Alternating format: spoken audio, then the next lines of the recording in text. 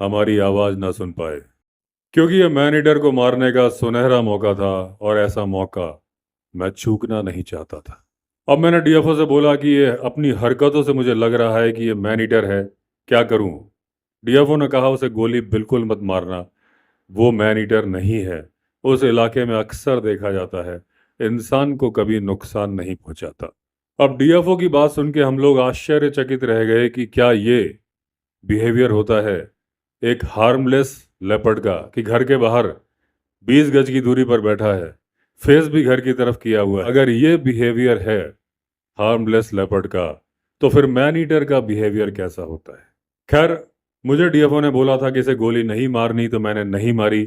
लेकिन मैं अपनी जिम्मेदारी समझ के उस घर पे गया, घर में रहने वाले लोगों को आगाह किया कि इस तरह का खतरा आपके दरवाजे के बाहर बैठा हुआ है। अभी जब मैं उन्हें आगाह कर रहा था, तब भी लेपर्ड वहीं बैठा था, उसी पोजीशन में बैठा था। अब हम लोगों ने थोड़ा जोर जोर से बात करनी शुरू की, तब भी वो लेपर्ड हमारी सर्च लाइट की तरफ देखता रहा और वैसा ही बैठा रहा।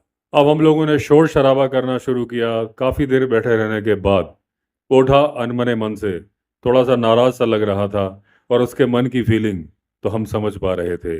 यानी कि 001 आपकी बहन जी को नमन करके वो थोड़ा आगे चला गया, बार बार अपने कंधे की तरफ से मुड़ के देख रहा था। फिर वो मकान के पीछे रवीन की तरफ चला गया।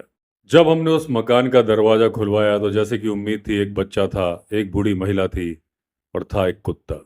हमने उन बूढ़ी महिला को बताया कि बाहर एक लेपर्ड बैठा है, लेकिन वो हमारी भाषा समझ नहीं पा रही थी। तब हमने इशारों की भाषा में उन्हें समझाया कि ये जो बच्चा है, इसे बाहर मत जाने देना, बाहर बघेरा बैठा है। उसके बाद हम वहां से आ गए। अब हमें कारण समझ में आ गया था कि वो बच्चे की फिराक में नहीं था, वो था कुत्ते की फिराक में। और ये सही में इनोसेंट लेपर्ड था। दूसरी बार मेरे हाथ से मरते मरते बच गया। Innocent leopard. अब हमने अपनी सर्च कंटिन्यू रखी। करीब 3 किलोमीटर आगे हम गए, तो हमारे साथ जो फॉरेस्ट गार्ड था वो धीरे से फुसफुसाया, लेपर्ड, लेपर्ड। हमारी जीप एक ढाल पर थी और नीचे की तरफ जा रही थी। अब जैसे मैंने नीचे झांक के देखा कि देखूं ढाल की तरफ क्या है, मेरी आंखें चार हो गई एक लेपर्ड से, जो कि बिल्कुल तैयारी में था सड़क पर छलांग लगाने की। ज्यादा दूरी पर था नहीं, मेरे चेहरे से था मात्र 5 फीट की दूरी पर। यानी कि अगर अपनी मैंने बाहें फैला दी होती तो झप्पी पाली होती लेपर्ड से, यानी कि मैं उसे छू सकता था। अब मुझे भी झटका लग गया था कि मेरे इतने नजदीक में लेपर्ड है। मेरे मुंह से एक ही आवाज निकल पाई, रन रन। लेकिन जो ड्राइवर था वो गलत समझ बैठा। Run run